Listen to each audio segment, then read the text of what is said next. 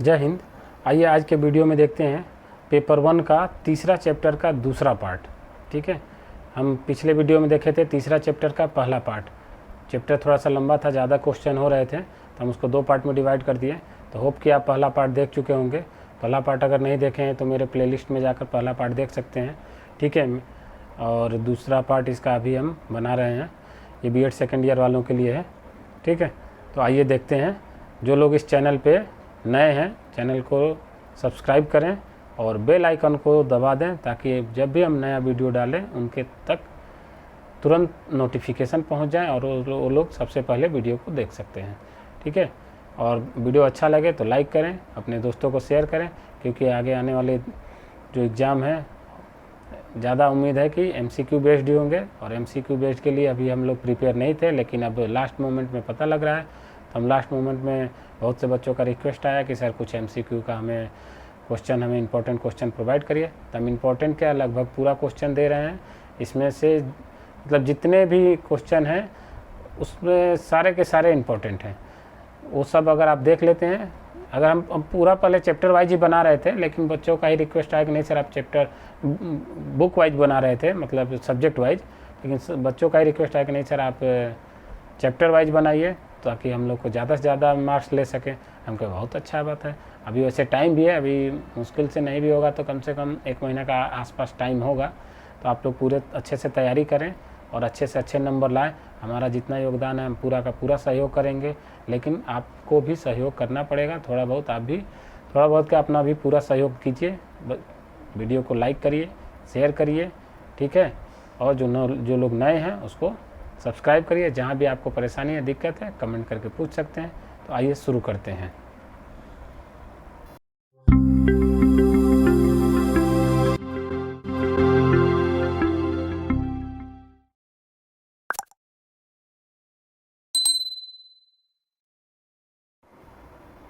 आइए देखते हैं पेपर 1 का चैप्टर 3, जो कि सेकंड पार्ट है चैप्टर 3 का। चैप्टर 3 है शिक्षण अवस्था एवं स्तर। ठीक है, आइए देखते हैं पहला क्वेश्चन। शिक्षण के कितने स्तर होते हैं? तो शिक्षण के देखा जाए तो बेसिकली 3 स्तर होते हैं। पहला स्मृति स्तर, दूसरा बोध स्तर, तीसरा चिंतन स्तर। मीन्स शिक्षण के 3 स्तर हुए। स्मृति स्तर मतलब दिमाग में कोई चीज़ को याद करना, बोध स्तर मीन्स कोई चीज़ को समझना, चिंतन स्तर उसको बाद में मेमोराइज करके निकालना। चिंता करना मतलब उसके बारे में सोचना, कोई चीज़ है तो कैसे है उसके बारे में सोच कर निकालना कि उसका रिजल्ट क्या रहा है, कुछ भी। ठीक है, उसको सोचना, चिंतन मीन्स सोचना। अगला क्वेश्चन है क्वेश्चन नंबर 2, स्मृति स्तर शिक्षण का क्या मतलब है? चलिए देखते हैं, तीनों स्तर का भी डिटेल देखेंगे। तो पहला स्तर है स्मृति स्तर। स्मृति स्तर शिक्षण का क्या मतलब है? इसका मतलब है पढ़ाई गई पाठ्य वस्तु को सरलता से कंठस्थ करना। देखिए आ गया ना, याद करने वाली चीज़ कंठस्थ होना चाहिए, मतलब रटना जिसको बोलते हैं, रट लेना, वही है स्मृति स्तर। कोई चीज़ नहीं समझ में आ रहा है, मत आए समझ में, उसको लोग रट लेते हैं कि एग्जाम में आएगा तो लिख देंगे। तो वही है रटना, और समझना का मतलब समझ के लिखना है। ठीक है, तो अभी आगे वो पढ़ेंगे हम लोग। स्मृति स्तर में कोई चीज़ नहीं समझ में आ रहा है तो उसको लोग रट लेते हैं ना, तो वही रटना, कंठस्थ करना। ठीक है, पढ़ाई के विषय पाठ्य वस्तु को सरलता से कंठस्थ कर सकें, और यह विचारवान स्तरों के लिए आधारशिला प्रदान करता है। और कोई चीज़ याद हो जाएगा तो उसके बाद जो विचारवान स्तर हैं उनमें हमें इसका हेल्प की ज़रूरत पड़ेगी। ठीक है, तो जो चीज़ रटा रहता है बाद में उसकी ज़रूरत पड़ती है। ठीक है, तो उसको हम निकाल सकते हैं। अगला है स्मृति स्तर शिक्षण की क्या क्या प्रतिमान है, क्या क्या मॉडल है। मॉडल मीन्स उसको किस तरीके से अप्लाई किया जा सकता है। ठीक है, तो स्मृति स्तर शिक्षण का पहले तो उद्देश्य देखते हैं। उद्देश्य क्या है? उद्देश्य इसका तथ्यों का ज्ञान प्रदान करना और सीखे हुए तथ्यों को याद रखना। जो चीज़ तथ्य है उसका ज्ञान प्राप्त हो जाता है और उसको याद रखते हैं। रट लेना, रटना तो याद ही करना हुआ, यहाँ समझने की बात नहीं हो रही है, याद करने की बात, रट लेने की बात हो रही है। ठीक है, ऐसे लोग रटते हैं ना, समझने की ज़रूरत नहीं है कि केले के पत्ते हरे हरे होते हैं, केले के पत्ते बैठ के देखेंगे सुबह सुबह लोग रटते हैं। मतलब ये समझ में नहीं आ रहा है कि सब पत्ता हरा होता है, उनको ये नहीं समझ में आ रहा है। उनके पास ये रटना है, कोई केले का पत्ता हरा हरा होता है, सर ने याद करने के लिए दिया है तो इसको याद कर लो। ये है चीज़ रटना। तो रटना नहीं चाहिए, लेकिन कोई चीज़ ऐसा भी होता है जहाँ रटने की ज़रूरत पड़ती है, तो वही है स्मृति स्तर का शिक्षण, रटने वाली शिक्षण। ठीक है, दूसरा है संरचना। इसकी संरचना क्या है? संरचना है इसकी प्रस्तावना, ठीक है, इंट्रोडक्शन, प्रस्तुतिकरण, रिप्रेजेंटेशन, तुलना, कंपैरिजन, निष्कर्ष एवं सम्मानीकरण मीन्स क्या रिजल्ट आया। इसके बाद प्रयोग तथा अभ्यास, इसके बाद प्रयोग एवं अभ्यास होता है। ठीक है, अगला इसका प्रतिमान है सामाजिक प्रणाली। सामाजिक प्रणाली में क्या है, वह छात्रों के सामने पाठ्य पुस्तक प्रस्तुत करता है। ठीक, छात्र चुपचाप शिक्षक के आदर्श को मानते हुए उनका अनुसरण करते हैं। मतलब शिक्षक बोल दिया कि इसको कल याद करके ले आना, बच्चे कल याद करके ले आएंगे, रट रट के याद करेंगे। ठीक है, अगला है मूल्यांकन प्रणाली। इसमें मूल्यांकन प्रणाली कैसे होगा, मूल्यांकन मीन्स कैसे एग्जाम लिया जाएगा। ठीक है, मूल्यांकन प्रणाली में मूल्यांकन लिखित या अलिखित दोनों प्रकार से हो सकता है। जैसे बोल दिया कि कोई चीज़ रट के लाए हो, याद करके लाए हो, तो बोल देंगे टीचर कि भैया इसको लिख के दिखाओ, या कह देंगे कि चलो सुनाओ। तो लिखित भी हो सकता है, अलिखित भी हो सकता है। दूसरा है परीक्षा में रखने की क्षमता पर जोर दिया जाए, परीक्षा में रखने की क्षमता पर जोर दिया जाए। ठीक है, अब देखते हैं चौथा अगला क्वेश्चन। अगला क्वेश्चन है स्मृति स्तर के शिक्षण में पंचपदी प्रणाली किसके द्वारा दी गई है। ये स्मृति स्तर का शिक्षण है, आप इससे एक पता समझ कि ये किसने दिया था, तो ये दिए थे हर्बर्ट। ठीक है, हर्बर्ट साहब ने स्मृति स्तर के शिक्षण को बताया था, उन्हीं की वजह से हम लोग याद कर रहे हैं। ठीक है, रटते हैं, कोई चीज़ रटता है, तो ये जो प्रणाली है ना, कौन दिया था, स्मृति स्तर के शिक्षण में पंचपदीय प्रणाली, इसमें 5 पद थे, 5 लाइन था, उसको हर्बर्ट साहब ने दिया था। मीन्स हर्बर्ट साहब को कह सकते हैं कि यही प्रवर्तक थे स्मृति स्तर के शिक्षण को, इन्होंने ही स्मृति स्तर के शिक्षण को का ये रूपरेखा दिया। ठीक है, कि याद करने वाला चीज़ है। अगला क्वेश्चन है क्वेश्चन 5, स्मृति स्तर के शिक्षण हेतु क्या क्या सुझाव दिए गए हैं। स्मृति स्तर शिक्षण का क्या क्या सुझाव दिया गया है, तो देखिए क्या सुझाव है, 3 सुझाव है। पहला, पाठ्य वस्तु क्रमबद्ध रूप में प्रस्तुत किए जाए, मीन्स जो याद करना है उसको एकदम सीरियल वाइज होना चाहिए कि याद करना है। जैसे हम लोग याद करते हैं ना कि ये 7 रंग होते हैं प्रकाश में, ये कोई भी सनलाइट में, सूर्य के प्रकाश में 7 कलर होते हैं, हम लोग याद कर लिए कि बैनी आह पी नाला, मीन्स एक सीरीज में याद है, बै से बैगनी, नी से नीला, बैनी आह पी नाला, आ से आसमानी, ह से हरा, पी से पीला, ना से नारंगी, ला से लाल। तो एक हम एक सीरीज में याद कर लेना, याद हो गया, हमको रट्टा मार लिया कि बैनी आह पी नाला होता है। बैनी आह पी नाला मीन्स ये 7 कलर है और सीरीज में है। ठीक है, तो सीरीज में होना जरूरी है, या हम ये बताना चाह रहे हैं कि अगर रट रहे हैं तो सीरीज में रटेंगे तो फ़ायदेमंद है, उल्टा पुल्टा रटेंगे तो फिर हमारे उतना काम में नहीं आएगा जितना अगर सीरीज में याद करके किए हैं तो। ठीक है, दूसरा है अभ्यास के लिए अधिक समय दिया जाना, और इसमें क्या याद करना है तो याद करने में समय ज़्यादा दिया जाता है, समय ज़्यादा लगता है, तो इसके लिए समय ज़्यादा दिया जाना। तीसरा है थकान के समय शिक्षण न किया जाए, थकान के समय शिक्षण नहीं किया जाए, थकान के समय कुछ याद नहीं हो सकता, जो भी याद होगा भूल जाएगा, मजबूरी में कोई पढ़ेगा भी तो भूल जाएगा, इसलिए थकान के समय शिक्षण नहीं किया जाए, क्योंकि थकान के समय एनर्जी नहीं होता है, एनर्जी नहीं होगा तो कोई भी डेटा स्टोर नहीं होगा दिमाग में। जैसे बैटरी डिस्चार्ज हो जाए तो मोबाइल में कुछ चीज़ स्टोर कर सकते हैं क्या, डाउनलोड कर सकते हैं, फ़ोटो खींच सकते हैं, कुछ नहीं कर सकते, क्योंकि स्टोर करने के लिए एनर्जी चाहिए, और एनर्जी नहीं है तो माइंड भी कोई चीज़ स्टोर नहीं कर सकता। ठीक है, तो थकान के समय शिक्षण न किया जाए, ये सुझाव दिए गए। ठीक है, अगला क्वेश्चन है बोध स्तर का शिक्षण का क्या मतलब है। देखिए दूसरा आ गया बोध स्तर का, मीन्स समझने वाला, कि समझना, कोई चीज़ को समझ के पढ़ना का शिक्षण का क्या मतलब, समझा के पढ़ना।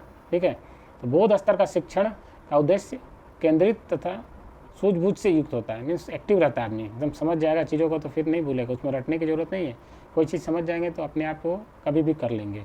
ठीक है, तो सूझबूझ से युक्त होता है। 7वां क्वेश्चन है वह दफ्तर शिक्षण के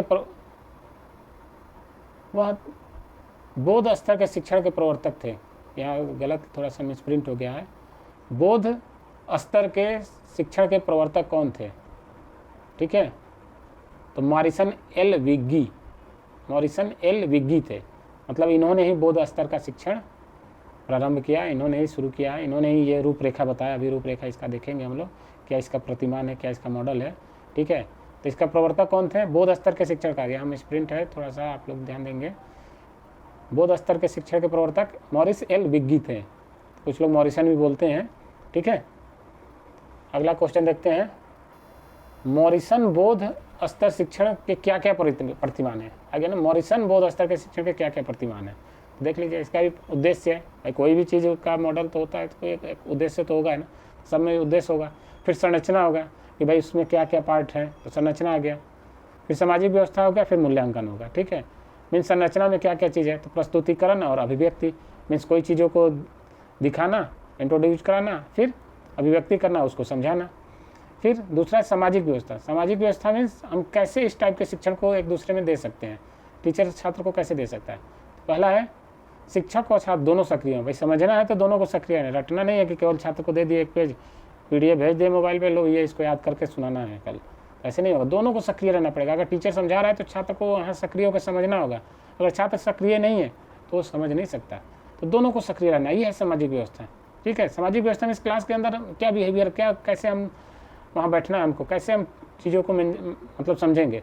ठीक है, रटने में समझने की जरूरत नहीं है, वहाँ सामाजिक व्यवस्था दूसरा था। यहाँ सामाजिक व्यवस्था है कि दोनों को सक्रिय रहना है, छात्र व शिक्षक व छात्र दोनों को सक्रिय रहना है। और दूसरा है इसका सामाजिक व्यवस्था, छात्र अपने विचार प्रदर्शित कर सकता है। मतलब छात्र को अगर कहीं समझ में नहीं आया तो पूछ सकता है, सर यहाँ पे ये चीज़ हुआ तो कैसे हुआ। शिक्षक को बताना पड़ेगा कि हाँ ये ऐसे हुआ, तो उसको अपना विचार प्रस्तुत करने की स्वतंत्रता है। रटने में स्वतंत्रता नहीं है कि सर ये क्यों यहाँ ऐसे क्यों लिखा हुआ, ऐसा नहीं पूछ सकता। रटने के लिए दिया है मतलब उसको एज इट इज रट लो, जो भी लिखा है उसको रट लो, सुना दो, उसमें छात्र नहीं पूछ सकता। लेकिन समझने वाले में पूछ सकता है कि सर यहाँ हुआ तो कैसे हुआ। ठीक है, तो ये दोनों में अंतर समझिए, दोनों शिक्षा व्यवस्था अलग अलग है, रटने वाली और समझने वाली दोनों में अलग अलग है, दोनों का उद्देश्य अलग है, संरचना अलग है, सामाजिक व्यवस्था भी अलग है। मूल्यांकन प्रणाली भी इसमें थोड़ा सा अलग है। लिखित और मौखिक दो ही टाइप का हो सकता है, लेकिन इसमें भी मूल्यांकन प्रणाली में क्या है, या तो निबंधात्मक आ जाएगा या तो वस्तुनिष्ठ भी आ सकता है। MCQ, वस्तुनिष्ठ को इंग्लिश में बोलते हैं MCQ, मल्टीपल चॉइस क्वेश्चन, जिसके चॉइस मल्टीपल हो उसको टिक लगाना रहे। ठीक है, तो इसमें लिखित हो सकता है, लिखित होगा, मौखिक नहीं होगा। मौखिक रटने वाले में था, रटना थोड़ी, इसमें रटा थोड़ी गया। लिखित होगा, निबंधात्मक होगा, मतलब दे दिया गया कि इसका वर्णन करिए, लो भाई वर्णन करते रहो। वस्तुनिष्ठ भी हो सकता है। ठीक है, अब आगे देखते हैं, यहाँ भी थोड़ा सा मिस्टेक है। बूथ स्तर के शिक्षण के क्या क्या सुझाव दिए गए हैं। तीसरा जो था स्मृति, पहला स्मृति, दूसरा बोध, तीसरा हाँ ये बोध ही है, बूथ नहीं है, बोध है। बोध शिक्षण स्तर के क्या क्या सुझाव दिए गए हैं। अब इसका सुझाव क्या क्या दिया गया है देख लिए। बोध है, ये बूथ नहीं है, बोध है। ठीक है, थोड़ा सा ये जल्दी में, अब हमको भी ये आपको ज़्यादा से ज़्यादा वीडियो देना है ना, तो हम थोड़ा सा जल्दी में टाइप करते हैं, तो कहीं ना कहीं मिस्टेक हो जाता है। अगर ये धीरे धीरे करते तो मिस्टेक नहीं होता, लेकिन अब हम भी चाह रहे हैं कि भाई जितना ज़्यादा से ज़्यादा हो सके हम कम समय में ज़्यादा से ज़्यादा चीज़ों को पढ़ा दें, पूरा कोर्स कंप्लीट कर लें। इसलिए थोड़ा सा जल्दीबाजी में कहीं मिस्टेक हो जा रहा है, तो उसको आप लोग अन्यथा ना लीजिए। ठीक है, ये टाइपिंग मिस्टेक है। ठीक, तो इसमें बोध स्तर के शिक्षण के लिए क्या क्या सुझाव दिए गए हैं। सुझाव देखिए क्या है। स्मृति स्तर शिक्षण के बाद ही बोध स्तर का शिक्षण होना चाहिए। मीन्स कोई चीज़ अगर याद कर लिया फिर याद करने के बाद समझाना है। ठीक, दूसरा है शिक्षण व्यवस्था के अनुसार समस्या समाधान किया जाना चाहिए। जैसे कोई बच्चा, इसमें पूछने की स्वतंत्रता है ना, तो कोई बच्चा अगर पूछ लिया तो उसको उसका समाधान होना चाहिए। नहीं समाधान होगा तो उस बच्चे को वो चीज़ समझ में नहीं आएगा। ठीक है, समाधान होना चाहिए। तीसरा है प्रत्येक सोपान को क्रमबद्ध तरीके से होना चाहिए। प्रत्येक सोपान मीन्स स्टेप बाय स्टेप, प्रत्येक स्टेप को क्रमबद्ध तरीके से होना चाहिए। जो स्टेप जैसे है वैसे ही, जैसे कोई टीचर समझाता है ना, तो अगर बीच में कोई स्टेप अगर आप नहीं समझ पाए, छूट गया, या उस टाइम झपकी ले लिए, क्लास में जैसे बच्चे झपकी भी ले लेते हैं, तो अगर वो एक स्टेप छूट गया तो उसका अगला स्टेप समझ में नहीं आएगा। इसका मतलब यही हुआ कि प्रत्येक जो स्टेप है क्रमबद्ध तरीके से होना चाहिए, कि पहला स्टेप, दूसरा स्टेप, तीसरा स्टेप, जितने भी स्टेप हैं स्टेप बाय स्टेप समझाना चाहिए, और बच्चे को स्टेप बाय स्टेप ही समझ में आएगा। बीच का कोई स्टेप अगर मिस्टेक हो गया, गायब हो गया, तो फिर बच्चे को उसके आगे समझ में नहीं आएगा। तो ये स्टेप बाय स्टेप फॉलो होना चाहिए। ठीक है, अगला क्वेश्चन देखते हैं। अगला क्वेश्चन है चिंतन स्तर शिक्षण का मतलब क्या है। अब देखिए तीसरा आ गया ना, चिंतन स्तर का शिक्षण। अभी तक दो था, पहला था स्मृति स्तर का शिक्षण, दूसरा था बोध स्तर का शिक्षण, तीसरा आ गया चिंतन स्तर का शिक्षण। अब चिंतन स्तर के शिक्षण को डिटेल में देखते हैं। तो चिंतन स्तर शिक्षण का क्या मतलब है। तो इसका मतलब है छात्र चिंतन द्वारा तर्क शक्ति तथा कल्पना शक्ति को बढ़ाता है। मतलब चिंतन करेगा, जैसे कोई चीज़ बता दिया, अब उसको आंख बंद करके सोचेगा हाँ ये चीज़ ऐसे है, ये ऐसे, मतलब उसको रिकॉल करेगा अपने माइंड से। ठीक है, चिंतन करके अपने कल्पना शक्ति को बढ़ाता है, ताकि बाद में वह समस्याओं का समाधान खुद ही कर सके। भाई चिंतन करेगा, जैसे कोई चीज़ समझ लिया, सब चीज़ हो गया, जैसे पहले रट लिया, उसके बाद वो समझ लिया उस चीज़ों को कि ये चीज़ ऐसे है, इसके बाद वो चिंतन करेगा। बाद में जैसे कोई एग्जाम में क्वेश्चन आ गया, तो एग्जाम में क्या ऐसे सोचता है, सोचना वही चिंतन हो गया। सोचेगा हाँ ये है Newton's first law of motion ये है, या बाबर का जन्म कब हुआ था ये, तो सोचता है। तो सोचना ही वही है चिंतन स्तर का शिक्षण। ठीक है, अगला क्वेश्चन है चिंता नस्तर शिक्षण के प्रवर्तक कौन थे? नस्तर गलत लिखा गया, ये अस्तर है। ठीक है, तो मेरे टाइपिंग पे न जाए, मेरा टाइपिंग आपको मालूम है कितना अच्छा हम टाइप करते हैं, तो इसलिए उसको थोड़ा सा इग्नोर करके चलें, थोड़ा बहुत आप लोग इसको एडजस्ट करें। और ये सब हो रहा है जल्दीबाजी के चक्कर में, क्योंकि हम जल्दी से जल्दी चाहते हैं कि ज़्यादा से ज़्यादा आपको कंटेंट दें, ज़्यादा से ज़्यादा आपको कम समय में ज़्यादा से ज़्यादा चीज़ों को बता दें, ताकि आप ज़्यादा से ज़्यादा नंबर लाएं। और आपका भी एक कर्तव्य बन रहा है कि ज़्यादा से ज़्यादा लोगों को आप शेयर करें, ज़्यादा से ज़्यादा लाइक करें, ज़्यादा से ज़्यादा कमेंट करें। ठीक है, ताकि हमको भी ज़्यादा से ज़्यादा एनर्जी मिल जाए। मतलब हर चीज़ ज़्यादा हो रहा है यहाँ, देखिए हर चीज़ ज़्यादा है। ठीक है, तो आप लोग भी अपना कर्तव्य निभाते रहिए और हम भी अपना कर्तव्य निभाएं कि ज़्यादा से ज़्यादा आपको वीडियो दें और ज़्यादा से ज़्यादा आप नंबर लाएं। ठीक है, तो यहाँ नस्तर नहीं है, चिंता स्तर है। चिंतन स्तर का शिक्षण के प्रवर्तक कौन थे? तो इसके प्रवर्तक थे हंट साहब, हंट। ठीक है, हंट चिंतन स्तर के हंट थे। ठीक है, 12 क्वेश्चन नंबर 12 चिंतन स्तर के शिक्षण हेतु हंट का शिक्षण प्रतिमान क्या है? देखिए चिंतन स्तर के शिक्षण हेतु हंट का शिक्षण प्रतिमान, हम लोग सीरियल वाइज तीनों का प्रतिमान देखे हैं ना, दोनों का देखें, वैसे ही तीसरा का प्रतिमान, तो इसका भी उद्देश्य होगा। ठीक है, तो उद्देश्य क्या है? छात्रों में समस्या समाधान हेतु आलोचनात्मक चिंतन शक्ति का विकास करना। ठीक है, छात्रों में समस्या समाधान हेतु आलोचनात्मक चिंतन का विकास करना। संरचना क्या है? छात्रों के सामने समस्या परिस्थिति उत्पन्न करना। छात्रों के सामने समस्या उत्पन्न करेंगे तभी तो वो चिंतन करेगा कि अच्छा इसका ये आंसर है, ऐसे नहीं ये होगा। समस्या नहीं रहेगा तो चिंतन कहाँ से होगा? सभी चिंता का जड़ क्या है? समस्या। तो वही है ना, समस्या सामने उस छात्रों के सामने समस्या उत्पन्न करना है, तो छात्र उसको चिंतन करके उसका जवाब देगा। ठीक है, अगला है सामाजिक प्रणाली। सामाजिक प्रणाली क्या है? छात्र क्रियाशील और स्वप्रेरित होने चाहिए। मतलब इसमें छात्र को क्रियाशील रहना पड़ेगा और स्वप्रेरित मतलब सेल्फ स्टडी, मतलब खुद से ही उसको सोचना है, खुद ही से उसका जवाब देना है, चिंतन करके, सोच कर। ठीक है, अगला है सहयोग, सामाजिक संवेदना तथा सहानुभूति का वातावरण होना चाहिए। मतलब सहयोग का वातावरण होना चाहिए, मतलब एक दूसरे को सहयोग करें। जैसे किसी को चिंतन करने से नहीं आ रहा है तो पूछे, बताए, उसको समझाए, बताए कि हाँ ऐसे, ताकि उसके दिमाग में अच्छे से सेट हो सके। सहानुभूति होना चाहिए, नहीं कि नहीं आ रहा है तो उसको डांट दे, ये तुमको नहीं आ रहा है, ऐसे डांटे मारे ना, बिल्कुल नहीं आ रहा है उसको दोबारा बताइए, ऐसे है ऐसे है। ठीक है, इसका नेक्स्ट है मूल्यांकन प्रणाली। इसका मूल्यांकन प्रणाली कैसा होना चाहिए? तो इसका मूल्यांकन प्रणाली निबंधात्मक रूप में अधिक उपयोगी है, निबंधात्मक रूप में अधिक उपयोगी है। ठीक है, मतलब वर्णन करने के लिए दे दिया गया कि भाई वर्णन करिए। ठीक, अगला क्वेश्चन देखते हैं, चिंतन स्तर शिक्षण की क्या क्या आलोचना है? भाई इसका क्या क्या आलोचना है ये देखिए। चिंतन स्तर शिक्षण की आलोचना है, इस स्तर के शिक्षण में केवल सामूहिक वाद विवाद को ही प्रभावशाली माना जाता है। मतलब चिंतन स्तर का शिक्षण है तो सामूहिक वाद विवाद होगा तो ही अच्छा से चिंतन कर पाएंगे। भाई बोलना होगा तो कुछ सोचेंगे तभी तो बोलेंगे ना, तो सामूहिक वाद विवाद होगा, अकेले में वाद विवाद क्या करेंगे? सामूहिक वाद विवाद होगा। दूसरा है, इस स्तर का शिक्षण केवल उच्च कक्षाओं के विद्यार्थियों के लिए उपयुक्त है। ये आलोचना है कि भाई ये जो चिंतन स्तर का शिक्षण है बड़े क्लासों के लिए, छोटे क्लास में बच्चे क्या चिंतन करेंगे? कुछ नहीं, उनको तो जो बताया गया वो रट लेते हैं, बस वही चीज़ें याद कर लेते हैं, हो गया। बड़े कक्षाओं के लिए ये है। ठीक है, अगला क्वेश्चन है क्वेश्चन नंबर 14, चिंतन स्तर शिक्षण के लिए क्या क्या सुझाव दिए गए हैं? देखिए इनके 2 सुझाव दिए गए हैं। पहला सुझाव है, इस स्तर के शिक्षण के पूर्व स्मृति तथा बोध स्तर का ज्ञान अवश्य होना चाहिए। मतलब इस स्तर का जो शिक्षण है, इस शिक्षण के पूर्व, इस स्तर के शिक्षण के पूर्व स्मृति तथा बोध स्तर का ज्ञान अवश्य होना चाहिए। बताए ना, क्रमबद्ध तरीके से होना चाहिए। तो क्रमबद्ध में पहले स्मृति, उसके बाद स्मृति स्तर का शिक्षण, उसके बाद बोध स्तर का शिक्षण, उसके बाद ही चिंतन स्तर का शिक्षण होना चाहिए। मतलब बच्चे को कुछ बताएंगे, बोले कि चिंता करके सोच के बताओगे ये कैसे होगा, तो बता पाएगा नहीं? पहले तो उसको बताना पड़ेगा, समझाना पड़ेगा ना। तो वही क्रमबद्ध तरीके से सारा चीज़ होना चाहिए। ठीक है, अगला क्वेश्चन है, स्मृति,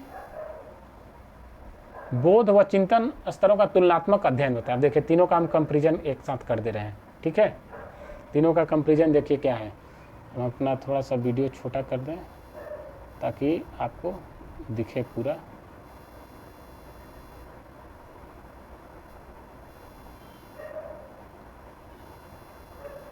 ये देखिए तीनों स्तर का